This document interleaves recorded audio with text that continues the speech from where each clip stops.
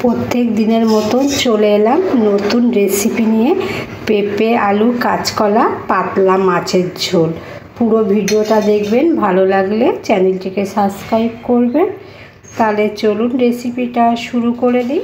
কড়া খুব ভালো গরম হয়ে গেলে কড়ার মধ্যে তেল দিয়ে দিতে হবে। তেলটা খুব ভালো করে গরম করে দিতে হবে।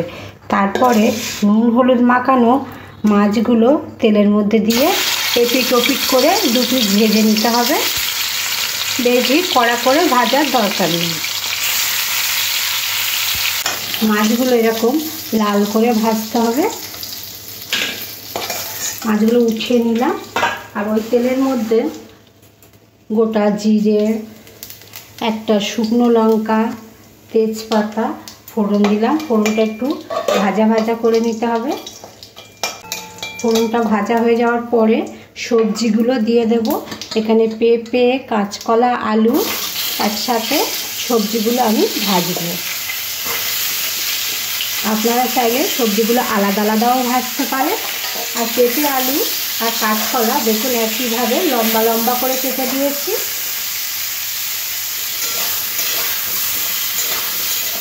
এবং 5 মিনিট সবজিগুলো একটু ভাজবো। সবজিগুলো 5 মিনিট ভাজার পরে এবার কেটে রাখা পেঁয়াজ দেবো। একটা মাঝারি সাইজের পেঁয়াজ আমি কেটে নিয়েছি। পেঁয়াজটাও সবজির সাথে 1-2 মিনিট ভাজতে হবে।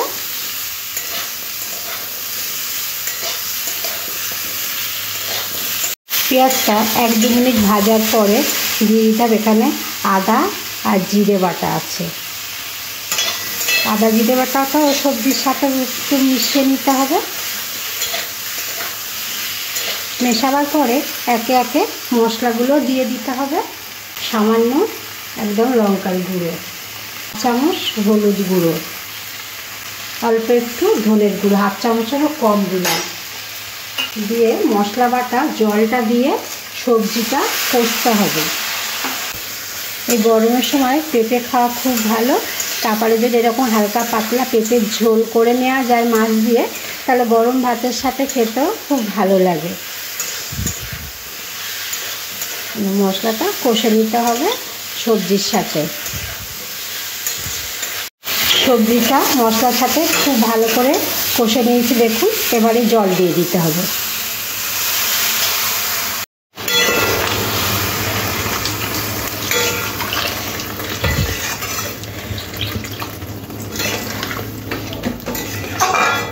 দেখুন এইরকম জল দিয়েছি যাতে সবজিটা এই ঝোলের মধ্যে ডুবে থাকে।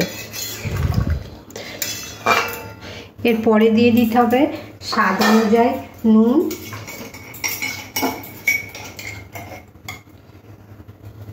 স্বাদ অনুযায়ী নুনটা দিয়ে দিলাম। তার সাথে একটু চিনি দিতে হবে।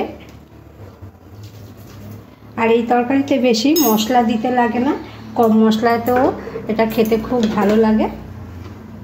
এবার ঝোলটা ফুটে উঠলে মাছগুলো দিয়ে দেব। ঝোলটা ফুটে উঠেছে, ভেজে রাখা মাছগুলো ঝোলের মধ্যে দিয়ে দেব।